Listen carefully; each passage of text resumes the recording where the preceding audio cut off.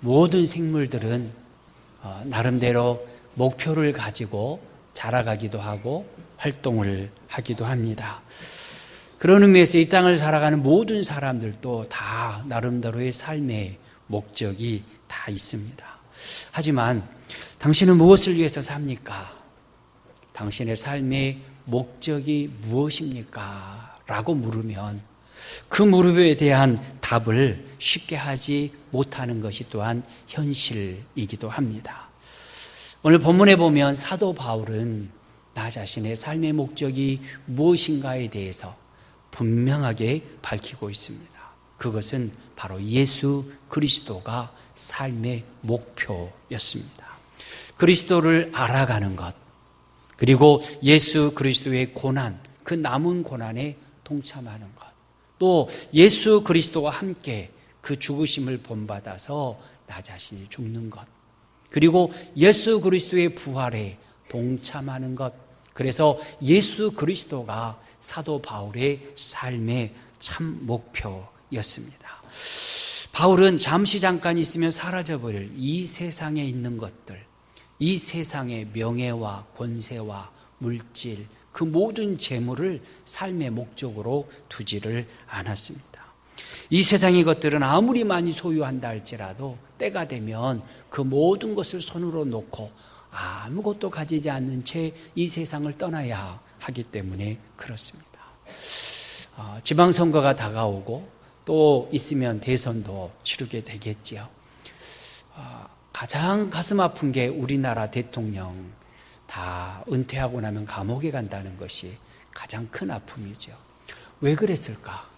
왜 대통령들이 전임이라고 하는 그 이름을 붙이는 순간 구속되고 감옥에 가야 될까? 그들의 삶의 목표가 대통령이었기 때문에 그렇습니다. 그들의 삶의 목표가 대통령이어서 젊어서부터 국회의원으로 정치인으로 살다가 대통령이 딱 되고 나니까 삶의 목표를 이루었지요. 그러니까 모든 것을 누려야 했기 때문에 누리고 살다 보니까 결국 감옥에 갈 수밖에 없습니다. 우리들의 삶의 목표가 이 땅의 것이면 그렇게 허망하고 헛되고 사라질 것들, 그것들이 목표이기 때문에 불행한 인생을 살아갈 수밖에 없는 것입니다. 그런데 우리가 사도 바울처럼 예수 그리스도를 삶의 목표로 살아가면 천사장의 호령소리와 천군 천사의 나팔소리와 함께 우리 예수님께서 재림하실 때 우리가 죽어 장사 지내져 있는 바로 그곳에서 다시 일어나서 주님 앞에 달려가게 될 것이고, 부활의 몸을 입어서 하나님의 나라에서 영생복락을 누리며 살게 될 것입니다. 그래서 내 삶의 목표는 이 땅의 것이 아니라 바로 예수 그리스도가 삶의 목표가 되어야 한다는 것이지요. 그래서 이 세상 것과 비교할 수 없는 영생의 그 하나님의 나라를 사모하는 자로 살아야 된다. 로마서 8장 18절에 보면 현재의 고난은 장차 우리에게 나타날 영광과 비교할 수 없다라고 말씀하십니다. 이 땅에서 고난당하고 이 땅에서의 삶에 다른 사람들처럼 누리며 소유하고 가진 자로 살아가지 못하고 오히려 고난을 받는다 할지라도 나중에 하나님의 나라에서 누릴 영광과는 비교할 수가 없다. 그래서 내 삶의 진정한 목표가 무엇인가를 바르게 설정해야 된다라고 말씀하십니다. 그래서 우리는 바울처럼 예수 그리스도여야 하고, 우리를 위하여 죽으셨다가 다시 살아나신 예수 그리스도의 그 부활을 소망으로 삼고 살아가야 된다라는 것입니다. 그래서 부활의 소망, 하늘의 소망을 삶의 목표로 삼고 사는 사람은 이 세상 것에 집착하지 않습니다. 그렇다면 이 세상을 소망으로 삼고 이 세상을 푯대로 삼지 아니하고 하나님의 나라, 곧 예수 그리스도를 소망으로 삼고 살아가는 사람은 어떻게 살아가야 할 것인가? 오늘 13절에는 잊어버릴 것은 잊어버리고 살아라 라고 말씀하십니다. 중반절에 오직 한 일, 즉 뒤에 있는 것은 잊어버려라. 여기서 잊어버린다라고 하는 말의 뜻은 과거의 기억이 앞으로 나아가는 일을 방해하지 못하도록, 앞으로 나아가는데 뒷덜미를 잡지 못하도록 의식적으로 노력하라, 바로 그 말입니다. 잊어버린다라는 말의 뜻이 그렇습니다. 그래서 바울은 자기 자신의 과거의 영광을 자랑하려면 자랑할 것이 참으로 많이 있는 사람이었지요. 그런데 그는 과거의 모든 영광을 다 버려버렸습니다. 5절부터 6절 말씀 읽지 않았지만 우리 함께 봉독하겠습니다. 5절부터 6절입니다. 나는 8일 만에 할례를 받고 이스라엘 족속이요 베냐민 지파요 히브리인 중에 히브리인이요 율법으로는 바리새인이요 열심으로는 교회를 박해하고 율법의 의로는 흠이 없는 자라. 아멘. 이것이 바울이 자기 자신의 과거 자랑할 만한 것들이다. 유대인으로서는, 그리고 랍비로서는 자랑하고 또 자랑할 만한 일들이 바로 이것입니다. 혈연이나 지연이나 학연으로 따진다면 바울은 이 세상 그 누구에게도 뒤지지 않는 그와 같은 영광스러운, 존중받을 만한 그러한 것들을 가지고 태어났고 그렇게 살아왔다는 것입니다. 그런데 그 모든 것들을 다 해로운 것으로 여겼습니다. 7절 하반절에 보면 내가 그리스도를 위하여 다 해로 여길 뿐더러 8절 하반절에는 모든 것을 잃어버리고 배설물로 여김은 그리스도를 얻기 위함이라 라고 말씀합니다. 부활의 주님을 만나고 예수 그리스도 안에서 그 부활의 능력을 힘입고 살아가다 보니까 과거에 유익하다고 여겼던 그 모든 것들이 말씀 안에 살아가는데, 부활의 소망을 품고 살아가는데, 하나님의 뜻을 이루기 위해서 살아가는데 오히려 해로운 것들이더라 라고 고백합니다. 그리고 또한 그 모든 것들은 배설물과 같아서 내가 다 버려버렸다 라고 말씀하십니다. 우리의 삶에서 과거의 내 영광, 내가 누리고 있고 내가 가지고 있고 내가 소유하고 있는 그것이 부활의 소망을 가지고 하나님의 뜻을 이루기 위해서 달려가는데 방해거리가 된다면 잊어버려야 된다라고 말씀하십니다. 그뿐만이 아니라 죄도 잊어버려야 합니다. 바울은 예수님을 믿는 사람을 핍박하고 감옥에 가두기 위해서 앞장서 달려가던 사람이었습니다. 그렇게 감옥에 잡아 가두기 위해서 다메섹으로 가던 그 길에서 예수님을 만났지요. 그때 예수님께서 바울을 책망하실 때 가시체를 뒷발질하기가 너에게 고생이다 라고 말씀하셨습니다. 네가 어찌하여 예수 믿는 자들을 마치 가시체를 뒷발질하는 것처럼 그렇게 핍박하며 네 스스로 고통에 빠지느냐라는 말씀이죠. 바울은 그 말씀을 듣고 회개했습니다. 내가 종교적 열심으로 예수님을 믿는 자들을 핍박하는 데 앞장섰더니 그것이 오히려 하나님을 거스르는 일이었고 하나님의 아들 예수님을 핍박하는 일이었구나 하는 사실을 깨닫고 회개합니다. 그리고 그 모든 기억을 잊어버립니다. 마음속에 남아있지만, 이성적으로 남아있지만 그것이 자기 자신이 앞으로 나아가 복음을 증거하는데 방해되도록 놔두지 않았다라는 것입니다. 이 세상에 살아가는 사람 중에 죄와 상관없이 살아가는 사람은 아무도 없습니다. 어떤 분은 그렇게 이야기를 하죠. 나는 정직한 사람입니다. 그리고 주변에 있는 사람도 저 사람은 정직한 사람입니다. 저 사람은 참으로 바르고 온전하게 정직하게 사는 사람입니다 라고 말하는 사람이 있을 수 있습니다. 그런데 그 사람을 하나님이 보실 때는 어떻게 보실까? 하나님의 말씀의 법 앞에서, 성경이 우리에게 가르쳐 주신 하나님의 뜻 앞에 그 사람을 세웠을 때는 그도 죄인일 수밖에 없다는 것입니다. 그렇지만 그 죄인도 하나님 앞에 그 죄를 자백하고 고백하면 하나님께서 그 죄를 다 깨끗하게 용서하십니다. 요한일서 1장 9절 말씀 우리 함께 봉독하겠습니다. 만일 우리가 우리 죄를 자백하면 그는 미쁘시고 의로우사 우리 죄를 사하시며 우리를 모든 불의에서 깨끗하게 하실 것이요. 아멘. 우리가 하나님 앞에 우리의 죄를 자백하고 있는 모습 그대로 고백하면 하나님께서는 그 모든 죄를 용서하시고 깨끗하게 하신다는 것입니다.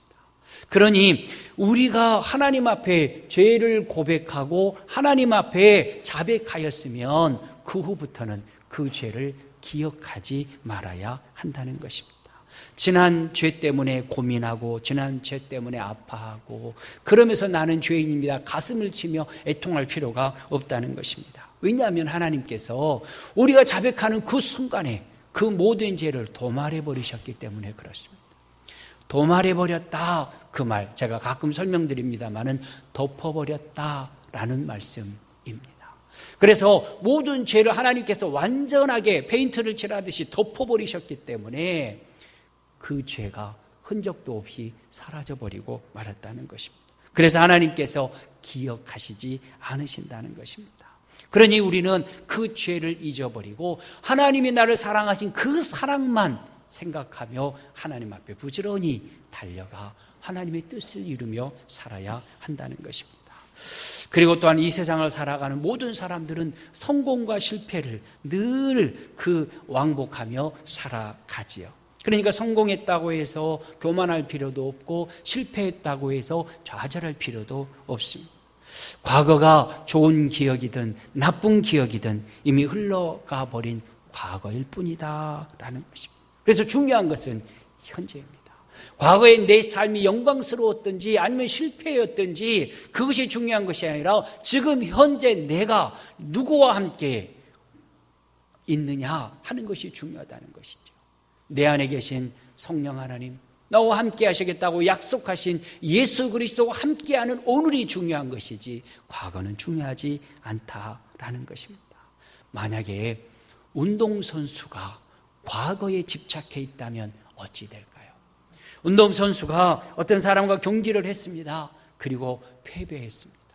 그 사람과 패배한 기억을 가지고 다시 그 사람 앞에 서면 그 경기는 실패할 수밖에 없습니다. 그 패배의 기억이 자기 자신을 억눌러 버리기 때문에 그렇습니다. 또 만약에 성공했다고 해서 그 승리의 기억에 붙잡혀 있으면 자만하게 되어지고 결국 실수하게 되어질 것입니다. 그러니 운동 경기자들에게 있어서는 승리가 되었든지 패배가 되었든지 다 잊어버려. 오늘이 처음이다 라는 마음 가지고 최선을 다해서 경기에 임한다라는 것이죠. 우리들도 그렇습니다. 우리들도 하나님 앞에서 과거의 게으름, 과거의 나태함, 오해와 갈등들, 수많은 어둠의 기억들을 다 잊어버려야 된다라고 말씀하십니다. 유쾌하지 못했고 괴롭고 슬프고 아팠던 기억들도 빨리빨리 잊어버리는 것이 좋다는 것입니다. 그래서 잊어버려라 말씀하십니다. 그래서 성도 여러분들이 잊어버려야 될 과거의 기억들을 붙잡고 있지 말고 그것을 잊어버리고 부활의 주님과 함께 부활의 능력 안에서 그리스도의 장성한 분량까지 부지런히 자라가면 하나님 앞에서 귀 쓰임 받는 부활의 증인이 되어질 줄로 믿습니다.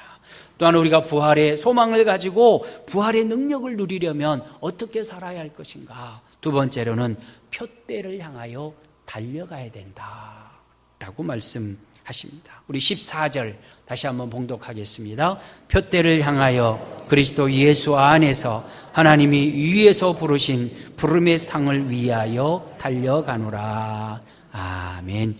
표대를 향하여 달려가는 것은 목표를 정해놓고 그 목표를 향해서 달려가라 라는 말씀입니다. 여기서 달려가다라고 하는 말에 헬라어는 디오코라는 단어를 씁니다. 언젠가도 말씀드린 기억이 있는데요. 추적하다, 추격하다 뭐 이런 의미를 가지고 있습니다. 사냥개가 먹이를 발견하면 그 먹이를 향해서 있는 힘을 다하여서 다른 곳을 바라보지 아니하고 최선을 다해서 달려가는 것을 디오코라고 말했고 그것을 사람들이 사용할 때는 최선을 다해서 힘을 다해서 목표를 향해서 달려가는 것을 말할 때 그렇게 이 단어를 사용했습니다. 로마의 운동 경기를 할 때에 승리하는 사람에게는 월계관을 씌워주었고요. 그리고 노동자의 1년 품삯을 상금으로 주었다고 합니다. 그 외에도 많은 부상이 따랐는데 로마에 있는 어떤 식당에 들어가서 밥을 먹어도 무료로 음식 대접을 받을 수 있었다고 합니다. 그리고 극장에 가면 VIP 대접을 받았다고 하지요. 그러니까 한 번만 1등을 하면 그렇게 대접을 평생을 받을 수 있기 때문에 표대를 향해서 부지런히 달려갔던 것입니다. 우리나라도 그러죠. 올림픽에 나가서 금메달 따면 평생 연금을 받지요. 바로 그러기 때문에 금메달을 따기 위해서 부지런히 달려가고 상 받기 위해서 최선을 다하는 것입니다.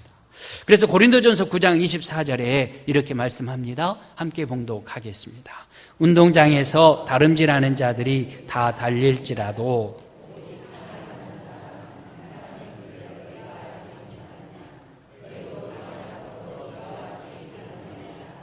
아멘. 표대를 향해서 표대를 정한 다음에 그렇게 최선을 다해서 달려가야 된다라는 것입니다. 바울 사도는 그렇게 살았던 사람이었습니다. 그렇게 살다가 예루살렘으로 올라가야 하는데 예루살렘으로 올라가면 결박되어져서 결국 로마로 가게 되고 그 로마에서 죽게 될 것을 알았습니다. 그래서 주변의 많은 사람들이 예루살렘으로 가지 말 것을 권면할 때에 그는 이렇게 고백합니다. 디모데후서 4장 7절부터 8절 우리 함께 봉독하겠습니다. 나는 선한 싸움을 싸우고 나의 달려갈 길을 마치고 믿음을 지켰으니 이제 후로는 나를 위하여 의의 면류관이 예비되었으므로 주 곧 의로우신 재판장이 그날에 내게 주실 것이며 내게만 아니라 주의 나타나심을 사모하는 모든 자에게 도니라. 아멘. 죽음이 기다리는 예루살렘으로 가기 전에 바울이 고백한 말입니다. 나는 선한 싸움을 싸우며 여기까지 달려왔다. 그러니 하나님께서 나에게 의의 면류관을 씌워줄 것이다. 근데 나뿐만이 아니라 바로 그렇게 주님의 나타나심, 주님의 부활의 주님이 재림하시기를 사모하며 부지런히 말씀 가운데서 주어진 사명의 길을 표대를 향해서 달려간 사람들에게는 다 의의 면류관을 주실 것이다 라고 말씀하십니다. 그러니 표대를 향해 달려가면 반드시 상 주신다. 그러면 우리는 어떤 표대를 바라보아야 될 것인가? 조금 전에도 말씀드린 것처럼 바울의 표대는 예수 그리스도였다. 그리고 저와 여러분들의 표대도 예수 그리스도여야 된다라는 것입니다. 예수님을 알고 예수님을 따라가고 예수님을 닮아가서 예수 그리스도의 장성한 분량까지 이르는 것이 내 평생의 표대가 되어야 한다는 것입니다. 그럴 때 우리 아버지 하나님 앞에서 우리는 하나님의 주시는 하늘의 부요함과 풍성함을 온전히 누리게 되어지는 것입니다. 그래서 오늘 본문 10절과 11절이 말씀합니다. 내가 그리스도와 그 부활의 권능과 그 고난의 참여함을 알고자 하여 그의 죽으심을 본받아 어떻게 해서든지 죽은 자 가운데서 부활에 이르려 하노니 예수 그리스도를 가까이 붙잡고 따라감으로써 바로 부활에 이르려 한다. 내 사명은, 내 표대는 예수 그리스도를 아는 것, 예수 그리스도의 남은 고난에 동참하는 것, 예수 그리스도와 함께 죽었다가 예수 그리스도와 함께 다시 사는 그 부활에 이르는 것이 내 표대요, 내가 살아가는 사명이다 라고 고백하는 것입니다. 그래서 히브리서 12장 1, 2절에도 이렇게 말씀하십니다. 함께 봉독하겠습니다. 이러므로 우리에게 구름같이 둘러싼 허다한 증인들이 있으니 모든 무거운 것과 얽매이기 쉬운 죄를 벗어버리고 인내로서 우리 앞에 당한 경주를 하며 믿음의 주요 또 온전하게 하시는 이인 예수를 바라보자. 아멘. 결국 바울의 표대는 예수님이셨고 예수님을 바라보는 것이 삶의 목적이었다라는 것입니다. 그래서 바울이 믿음의 경주를 할 때 표대 대신 예수 그리스도를 바라보았고 그리고 우리 모두를 향해서도 예수님을 바라보고 달려라 라고 권면하는 것입니다. 그래서 저와 여러분들의 표대도 예수 그리스도이어야 합니다. 예수 그리스도를 표대로 삼고 그 표대를 향해서 달려가는 동안에는 어떤 고난이 있고 어떠한 어려움이 있고 그래서 좌절감과 포기하고 싶은 마음이 끝까지 우리를 괴롭힌다 할지라도 표대 대신 예수님 붙잡고 달려가면 반드시 하나님께서 우리에게 상을 주신다라는 것입니다. 그 일을 위해서 바울은 지금까지 해왔던 일들은 다 잊어버리고 예수님만 바라보고 부지런히 달려갔던 것입니다. 그래서 14절에 표대를 향하여 부르신 부름의 상을 위하여 달려가노라 라고 고백했던 것입니다. 이처럼 예수님을 바라보는 그 표대가 분명한 사람에게는 하나님께서 언제나 함께 하십니다. 그리고 하나님께서 힘과 능력을 더하여 주십니다. 그러니 부르심의 그 상을 위하여 달려가되 부활의 주님과 그 능력을 의지하여 부지런히 달려가는 저와 여러분들 되시기를 주의 이름으로 축원합니다. 주님의 부활의 능력을 온전히 누리며 살아가려면 어찌해야 될 것인가? 항상 주의 일에 더욱 힘써야 된다라고 바울 사도는 권면하고 있습니다. 고린도전서 15장 58절 말씀 우리 함께 봉독하겠습니다. 그러므로 내 사랑하는 형제들아 견실하며 흔들리지 말고 항상 주의 일에 더욱 힘쓰는 자들이 되라. 이는 너희 수고가 주 안에서 헛되지 않을 줄 알미라. 아멘. 부활의 신앙을 가지고 부활하신 주님과 그 능력을 의지하여 살아가는 사람은 반드시 승리하는 삶을 살아가게 됩니다. 왜냐하면 우리에게 이김을 주시는 그 하나님께서 우리와 함께 하시기 때문에 그렇습니다. 그러기 위해서 우리는 먼저 부활의 그 소망, 부활의 그 소망에서 흔들리지 말아야 합니다. 고린도전서 15장 58절 중반절에 내 사랑하는 형제들아 견실하며 흔들리지 말고 라고 말씀합니다. 견실하게 서서 흔들리지 말아라 라는 것입니다. 왜 흔들리지 말아라 라고 당부하고 또 당부하고 있을까? 우리를 잡아 흔드는 일들이 수없이 많이 일어나고 있다라는 것입니다. 역사 속에서 수도 없이 흔들어댔었고 오늘날도 우리를 흔들어댈 것이고 앞으로도 우리를 흔들어댈 일이 많이 있다는 것입니다. 예수님 당시에는 예수님을 잡아 죽였습니다. 그리고 무덤에 가두었습니다. 그런 일들이 지금도 반복되고 있다는 것입니다. 그래서 역사를 보면 성경을 묻어 없애버리고 싶었습니다. 교회를 없애버리고 싶었습니다. 그래서 예수 믿는 사람을 죽여버리려고 하는 생각들이 많았고 실제로 수많은 순교자들을 만들어냈습니다. 그것이 교회사 역사입니다. 우리나라에서도 지금도 일어나고 있는 일들이 있지요. 안티 기독교인들의 모습들입니다. 성경은 거짓말이다. 성경은 거짓말이다. 그러니 교회 갈 필요 없다. 모든 목사들은 사기꾼, 거짓말장이다. 11조 할 필요 없다. 이 모든 것들이 안티 기독교인들이 성경을 땅에 묻어버리고자 하는, 교회를 땅에 묻어버리고자 하는 시도로서 행하는 일들입니다. 그러나 분명히 알아야 할 것이 있습니다. 기독교는 어떠한 일이 있어도 땅속에 묻히지 않습니다. 예수 그리스도 안에서 다시 부활이 있을 것이고, 그래서 놀라운 은혜 가운데서 교회는 부흥하며 성장하게 되어질 것입니다. 물론 기독교를 없애고자 하는 시도는 앞으로도 계속될 것입니다. 그러니까 견실하며 흔들리지 말아라 라고 권면하고 있는 것이죠. 견실하지 못하여서 흔들리다가 넘어져 버리면 나만 넘어지는 것이 아닙니다.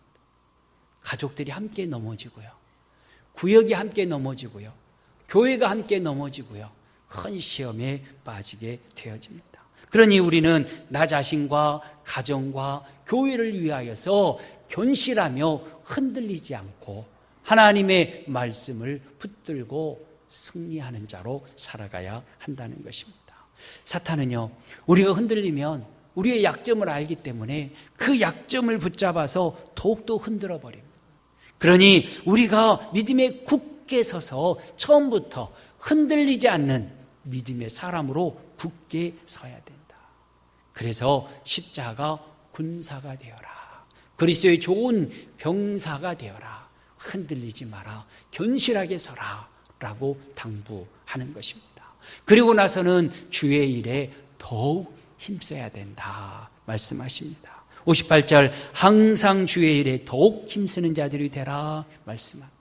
여기서 더욱 힘쓴다고 하는 말의 뜻은 넘치도록 풍성하게, 다른 사람들보다 탁월하게, 주어진 목표보다 초과해서 이와 같은 의미를 가지고 있습니다.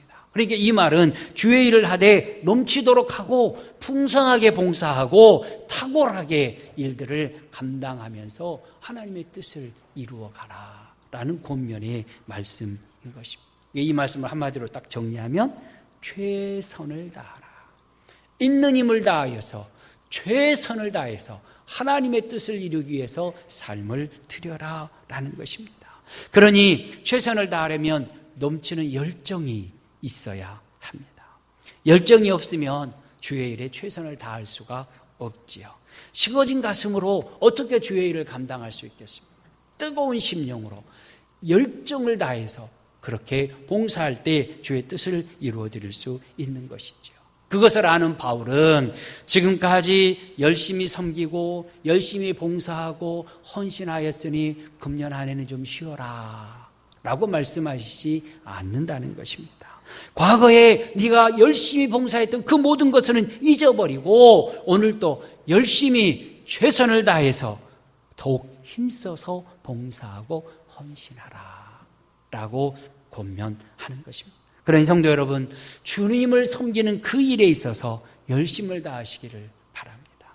오늘 또 교회에 나오실 때 우리의 발이 되어준 차량부원 여러분, 최선을 다해서 봉사하시기 바랍니다. 오늘 또 부활의 주님을 아름답게 찬양하는 찬양대원 여러분, 믿음으로 아름다운 찬양을 더욱더 최선을 다해서 들으시기를 바랍니다. 오늘 또 식사 준비하신 여전도의 회원 여러분, 하나님이 주신 사명, 건강 가지고 충성하시기 바랍니다. 아버지 하나님 앞에서 어떠한 모습으로 어떤 상황 속에서 봉사하며 충성하며 헌신하시든 내게 주어진 직분, 목양 교사든 방송실에서 섬기든 아니면 교회를 안내하며 섬기든 어느 곳에서든지 이전까지 섬겼던 것보다 더 열심히 섬기는 자, 그가 바로 부활의 능력을 누리는 자의 모습인 것입니다. 우리가 그렇게 살아가면, 우리가 그렇게 아버지 하나님 앞에서 표대를 향해서 달려가며 주의 일에 항상 힘쓰면 어찌 될까? 그것이 헛되지 않는다 라고 58절 하반절이 말씀합니다. 이는 너희 수고가 주 안에서 헛되지 않을 줄 암이라. 여기서 수고라고 하는 것은 그냥 보통 하는 일이 아닙니다. 헬라의 원뜻은 노동, 고통, 슬픔, 그렇습니다. 또는 칼로 베인 상처, 이런 의미도 그 안에 있습니다. 그러니 그 안에 수많은 갈등과 아픔과 수고와 땀과 심지어는 죽음의 고통까지도 다 하나님께서는 헛되지 않게 다 보시고 아신다라는 것입니다. 고린도후서 11장 23절 하반절에도 이렇게 말씀합니다. 함께 봉독하겠습니다. 내가 수고를 넘치도록 하고 옥에 갇히기도 더 많이 하고 매도 수없이 맞고 여러 번 죽을 뻔하였으니, 이렇게 수도 없이 이렇게 수고를 하였는데 그 모든 것들을 하나님께서 다 기억하고 아신다. 그래서 그 수고가 헛되지 않는다라는 것입니다. 그러니 견실하며 흔들리지 말고 주의 일에 힘쓰며 표대를 향해서 달려가야 된다라는 말씀인 것입니다. 그래서 우리가 가는 그 믿음의 길이 생명의 길이지요. 내가 걸어가는 이 길이 그냥 세상의 수많은 길들 중에 하나가 아니라 바로 주님이 먼저 걸어가신 길이고, 먼저 걸어가시며 승리하신 길이고, 우리와 지금 동행하는 길이고, 나를 따르라 말씀하신 바로 그 길인 것입니다. 그렇기 때문에 우리는 반드시 승리하며 살아갈 수 있는 것입니다. 고린도전서 15장 57절 말씀입니다. 우리 주 예수 그리스도로 말미암아 우리에게 승리를 주시는 하나님께 감사하노니, 승리를 주시는 하나님, 우리에게 언제나 승리를 더하여 주신다는 것입니다. 그래서 하나님께서는 우리가 예수 그리스도를 믿는 그 믿음을 보시고 우리가 걸어가는 길에 반드시 승리를 주신다라는 것을 기억하면서 어떠한 고난도, 어떠한 고통과 아픔도 슬픔도 상처도 다 이길 수 있는 그와 같은 은혜를 주시는 예수 그리스도를 바라보며 견실하며 흔들리지 말고 주의 일에 힘쓰시기를 주의 이름으로 축원합니다. 정리하겠습니다. 오늘은 부활주일입니다. 부활절에 우리는 주님의 부활의 능력을 힘입고 살아가는 그와 같은 하나님의 자녀들이 되어야 할 것입니다. 그러기 위해서 오늘 본문 13절, 14절을 마음에 깊이 새겨야 합니다. 다시 한번 봉독하겠습니다. 형제들아, 나는 아직 내가 잡은 줄로 여기지 아니하고 오직 한 일, 즉 뒤에 있는 것은 잊어버리고 앞에 있는 것을 잡으려고 표대를 향하여 그리스도 예수 안에서 하나님이 위에서 부르신 상을 위하여 달려가노라. 아멘. 뒤에 있는 것은 잊어버리고 표대 대신 예수 그리스도를 바라보며 달려가야 합니다. 그러니 우리 광야옥교회 성도 여러분들은 표대를 향하여 달려가야 하는데 그 표대가 예수 그리스도이신 것을 늘 기억하면서 예수 그리스도를 바라보며 십자가 붙들고 달려가시기 바랍니다. 그러면서 주의 일에 항상 힘쓰시기를 바랍니다. 그러면 그 수고를 하나님께서 헛되이 하지 않으시고 부름의 상을 우리에게 다 주실 것입니다. 부활의 능력을 힘입고 부활의 증인으로 살아가는 저와 여러분 다 되어지시기를 우리 주의 이름으로 축원합니다. 하나님 아버지 감사합니다.